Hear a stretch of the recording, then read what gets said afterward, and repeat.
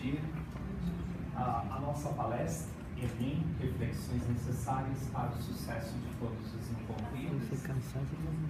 Eu vou fazer uma rápida apresentação do meu currículo, mas não por uma questão de exibicionismo. Eu sou professor, educador há 30 anos, então às vezes as pessoas são da sua idade, né? Depois que a gente passa dos 50, a gente não fala mais isso. Por favor.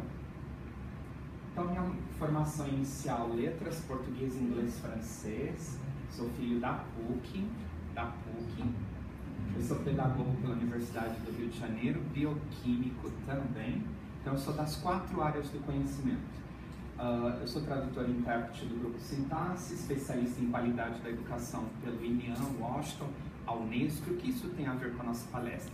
Que essa discussão de qualidade, que é o que o Enem percorre, inicia-se lá na Unesco, quando ela cria os 4 pilares para fazer com que 60 países emergentes tivessem uma melhoria nas suas condições socio-financeira. E o Brasil é signatário dos 4 pilares, ou seja, saber, fazer, conviver e ser, chamado Relatório Jacques Delors, um tesouro a descobrir. Qual era o propósito disso? Foi percebido que na virada dos anos 90, em que se acirra a globalização ou a americanização do modelo mundial econômico, que países ricos tornar-se-iam mais ricos do que já são, porque eles tinham uma qualidade na educação. Os americanos têm um modelo pragmático, que é o saber fazer. Eles executam algo antes de ter o conceito. O mundo inteiro caminhava apenas para conteúdo. E aí, os 60 países que estavam em desenvolvimento, doravante emergentes, eles poderiam não avançar e ficarem o quê? À mercê desses países. Então, a Unesco faz um encontro de que eles deveriam melhorar a qualidade da educação. Foi a primeira vez que perceberam que educação faz diferença. Os países que se tornaram signatários e efetivamente colocaram em prática se desenvolveram muito. Exemplo, a Coreia. Exemplo, o Chile. O Brasil, bem, o Brasil é um caso à parte. O Brasil, ele ainda insiste no modelo. Estou numa instituição católica, mas nós insistimos no modelo católico do conteudismo.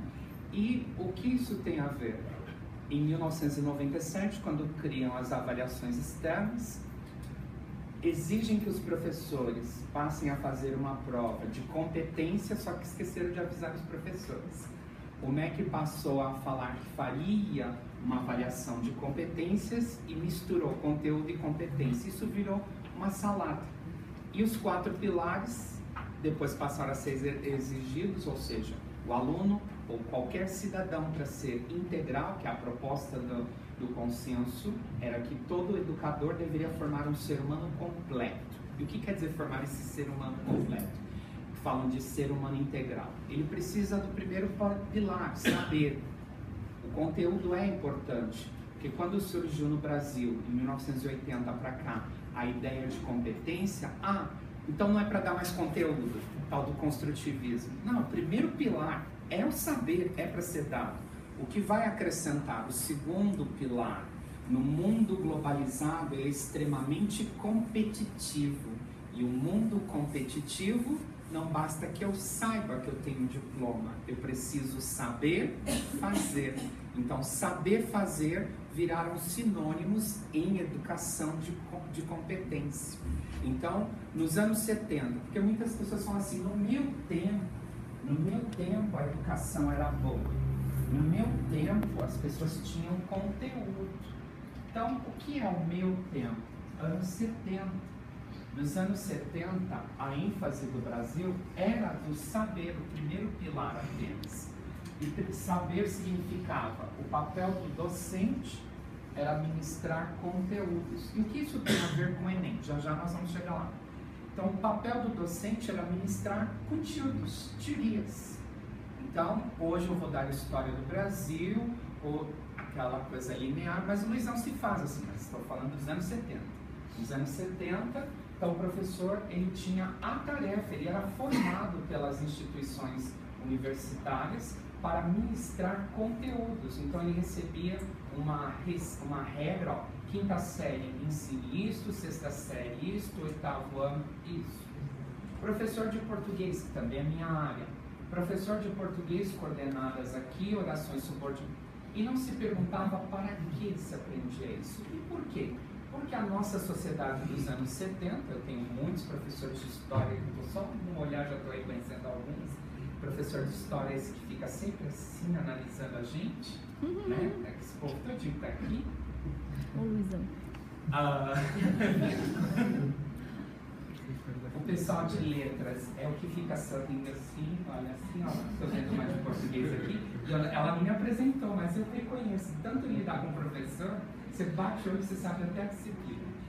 Não se fala mais disciplina, é componente curricular.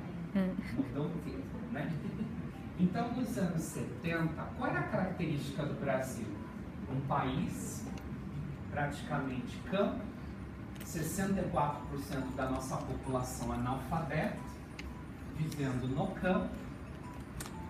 E no campo essas pessoas precisariam de saber fazer, ter competência e habilidades? Não, no campo você precisava saber plantar, colher. Mas, nos anos 70, nós vamos ter o chamado milagre econômico. O Brasil estava crescendo 7% ao ano. Isso, em termos econômicos, significa o quê? Um país crescendo 3% ao ano, nós já não temos desemprego. Já. Então, o Brasil, esse ano, nós estamos com desemprego. Por quê? Nosso PIB não está crescendo nenhum. Então, com 3 eu já não tenho desemprego. 2, a economia já desacelera. 1, você está em crise. Nós estamos numa economia negativa. Então, naquela época, o Brasil estava crescendo 7% ao ano.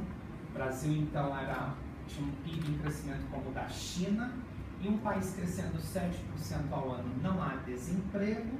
E aí, o que acontece? As pessoas começam a ver, e também nós tivemos a seca enorme no Nordeste, né? Que é algo milenar, mas ali se acirrou mais. Então, as pessoas começam a fazer o quê?